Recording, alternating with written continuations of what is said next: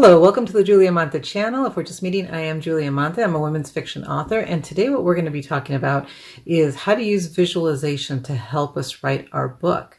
So what does that mean? So when I first heard the whole idea of visualization, I thought it was really just kind of silly. Like, what am I just going to think about something, or how is that going to work to help me do anything, whether it's to write a book or whatever I want to achieve? How is just thinking about it or imagining it going to help me?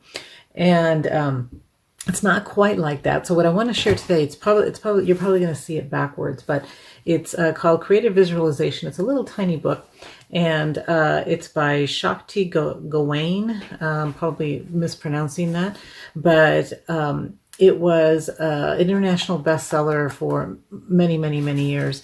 And what he talks about is that it really explains visualization more than just more than what I thought, that it's more than what I thought.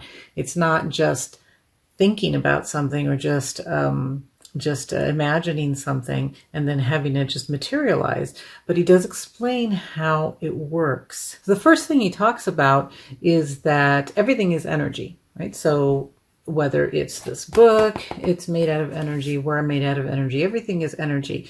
And that thoughts are just simply a lighter form of energy. So a rock, this book, it's all solid, right? So it's a different, more compact sort of energy. So it's really hard to do something with it. Whereas with your mind, since it is this much lighter form of energy, we can mold it and change it and do things with it, right, that we normally can't. So that's one of the reasons why when we use our mind, when we use the focus of our mind, we can start to change things, mostly ourselves, but we can start to change the way we see something, the way we approach things, because we think of different ways to do things the more we focus on it. So one of the reasons that visualization helps is because we can use that energy to kind of change and mold our reality. The other thing that he mentions is that energy is magnetic. So it attracts the things that we want. So if we want to write a book, for example, and we are visualizing it and thinking of what this book looks like and what it's going to look like on our shelf and what it's going to feel like to hold it, and all of those, tactile things, we're actually attracting those things towards us. Okay, so another reason why this works is because the law of radiation and attraction. Now, this is another thing that at first I kind of thought this is just kind of weird. And it's in our popular culture, so we tend to, or at least I tended to kind of dismiss it as we're going to attract the things we want. But he was one of the original people that thought of that, or at least wrote it down in this book years ago. I think it was published like in the 1970s or maybe even the 1960s. Yeah, it was the late 1970s, and but what he was saying is that the universe is sort of like a mirror, okay? And so when we reflect back what we want to see, so if we are reflecting that we our finished book, right, our completed book, visualizing and reflecting back what we want to happen with this book, maybe that it's going to be desired by many people, that it's going to be on a bookshelf in Barnes and Noble, that many people are going to write you and tell you how much they love the book. All of these things, what you're doing is you're reflecting it back to the universe, and it's like a mirror, it's going to send it back to you, according to him, right? And then the last reason that he states is that form follows thought.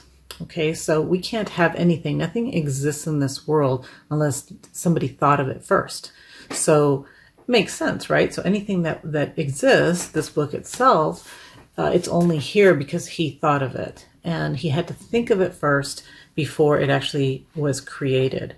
And so if you don't use that power of visualization, you don't use that power of thought, then nothing is ever going to be created. Nothing is ever going to come into existence. So if we focus that thought on the idea that we want to write a book, we want to create a book, we want to finish our book, then it's going to have a higher chance of actually happening. Now, if you think of things that people tend to do, right? So people will create vision boards. So typically it's at the beginning of the year, they'll create a vision board, and on that vision board they'll write down everything that they want to have. So material things they want to have. If they want to have happiness, they'll put pictures of happy people and so forth. And what happens is near the end of the year, if they're supposed to post that somewhere where they can see it, and then and really that's kind of it with a vision board. I'm not a huge fan of vision boards because it does seem that that's what people do, is they just put it out, hang it somewhere, and then they don't really think about it. They might look at it every once in a while, but still, it increases the chance of those things happening. So at the end of the year, those goals or desires that people wanted are more likely to have happened than if they hadn't created the vision board to begin with, which is very interesting, right? So even if they did nothing, they just created it, just putting those thoughts out there and maybe kind of glancing at it every once in a while creates something in your subconscious mind where it's like, oh yeah, I did want to write that book. If you have the picture of that book, right, as vision board, on your vision board. Or, I did want to lose weight. You walk by, a really thin model that you posted on your vision board, you're going to be more likely to, well, maybe I better eat well today. That's right. I needed to, that was my goal. I wanted to lose weight. So what tends to happen is it's in your mind more. So even if you don't believe in the law of attraction, you don't believe any of that stuff, it just seems like nonsense, just subconsciously writing things or posting things and writing things down, it's going to increase the chances of it happening. And writing it, I was just about to say writing it down, right? So writing it down also, it doesn't have to be visual. It doesn't have to be a vision board, but it can also be writing down your goals. So people that write down their goals are much more likely to achieve their goals. There was a study done by, let me look that up here for a second. It was the University of, it was Michigan State. So Michigan State conducted a study of people writing down their goals and then, looking at them, reviewing them, and then also, I think it was telling somebody about the goal. And their chances increase. So people that actually wrote down their goals and reviewed them and told someone about them, the chances of them actually succeeding was 76% of the participants actually completed their goals, compared to 43% of the people who did not write it down. So just by writing down those goals, the chances of actually being successful in meeting those goals went up by 33%, which is huge, right? So if you know that you're going to be 33% more likely to achieve your goals by actually writing them down and reviewing them every once in a while, you'd be crazy not to do it, right? So you want to do that. You want to have those goals written down because you want to have a higher chance of achieving them. And you can do everything, right? You can write your goals down. You can have a vision board if you want to. You can visualize, do all the visualization so that you increase the chances of writing a book. But one of the things that I noticed, so I taught elementary school for many years, and I taught a bilingual class. So I had a class of fourth graders, and my fourth graders, I attended this workshop that for teachers on helping students to acquire language faster. And one of the things that they said in this workshop was that students will acquire language faster if they have some kind of relation to the language that you're introducing them to. So if I'm talking about dogs, or reading a book about dogs, if they have never seen a dog, then it's going to be much harder for them to really actually even pick up the language, the word dog, because they don't have any experience with it. And our mind works in ways that it connects language to an experience. So if we've experienced something, if we see something, if we touch something, it's going to, we're going to, acquire that language much faster. So we had things, I had a whole theme on the beach at one point. And in order to help them pick up all the language, of beach and sunshine and sunscreen and everything, and just give them sort of a working vocabulary that they could use not only at the beach, but that they would have later, for are you hot, and just kind of basic things. But things that would grow later. So in order to acquire all the language, we had a beach day, right? And it was a lot of fun. So what we did is we took the wall behind us, and in one of our walls in our classroom, we created a whole beach setting. So we took our butcher paper and we created sand and the sky and everything that you would see at a beach. I showed them pictures. And so what could we put on the beach? We could have people running, we could have sailboats, we could have people kicking a soccer ball, we could have all kinds of stuff. And so we put all that stuff up on a wall so that the students would see all that. And then on beach day, what we did is they brought in their beach towels and we moved all the desks out of the way, pretended that the classroom, carpet was actually the sand, and laid out our beach towels, and they brought food for picnics, and we had an entire beach day, and we read books about the beach that day, and we listened to the Beach Boys, and we did all kinds of just kind of fun activities that people would normally do at the beach. And the whole day, everything I talked about was that we're going to go outside and we're going to play volleyball, because people play volleyball at the beach. And what did you put your sunscreen on your skin? And it was all just vocabulary speaking, so to get that native language into their minds and into so that they could own it. Now, what does that have to do with visualization?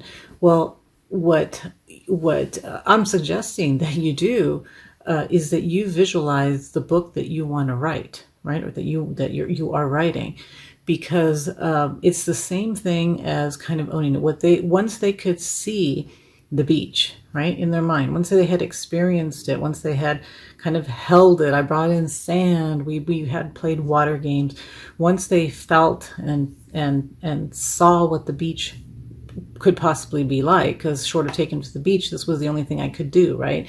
I couldn't take my entire class to the beach, but I could kind of bring the beach to them in a way. And what I want you to do with visualization is do the same thing with your book. So take a book, okay? So, like, let's say I have this book here, okay? I look at the size of the book, and I take this book jacket off, and I create my own book jacket.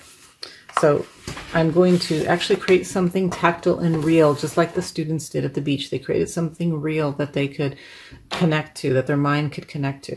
And you take the book jacket, see what the size of the book jacket is, get another piece of paper, trace out the size of the book jacket, and then create your own book jacket.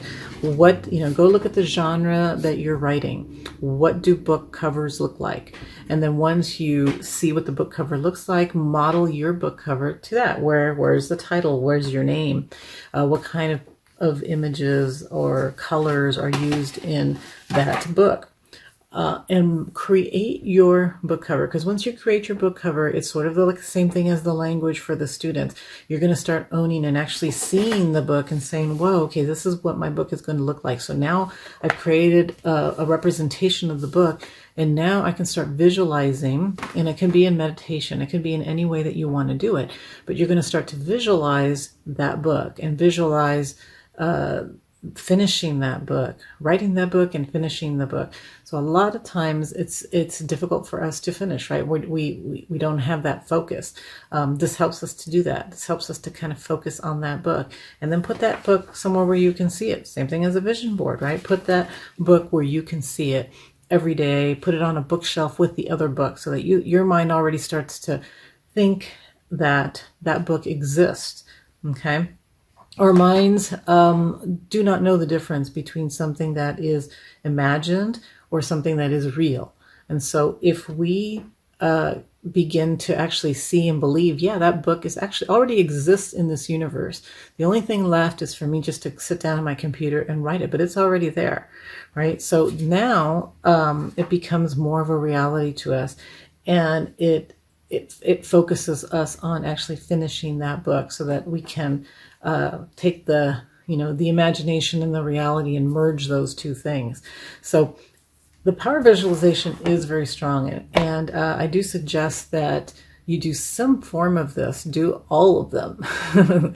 The more the better, right? So do the visualizations, create your book cover, write down the goals exactly when you plan to finish writing the book, what you plan to do with the book afterwards. Is it going to be, are you going to send it out to editors or agents? Are you going to self-publish the book? Are you going to, what type of book is it? Are you going to do presentations at schools? Are you going to, whatever it is that you plan to do, visualize that. Visualize yourself walking into a presentation where you're going to be speaking about your book. Visualize yourself sitting at a bookstore and signing your book. So all of these things, the more you do, the better it's going to, start to take root in your mind, and the closer you are going to get to finishing and writing your book. So, hopefully this doesn't seem very silly to you, but even if it does, do it anyways, because why not, right? So it'll be fun, and if it works, right? If it starts to feel more real for you, if it starts to focus your attention on writing your book, then who cares if it's silly? Well, try it anyways. All right, so good luck. Let me know if it works, if you enjoy doing this activity. And don't forget to hit the like button so that YouTube will, do their thing with their logarithms and, tell more people about my channel. Thanks, and I'll see you next week.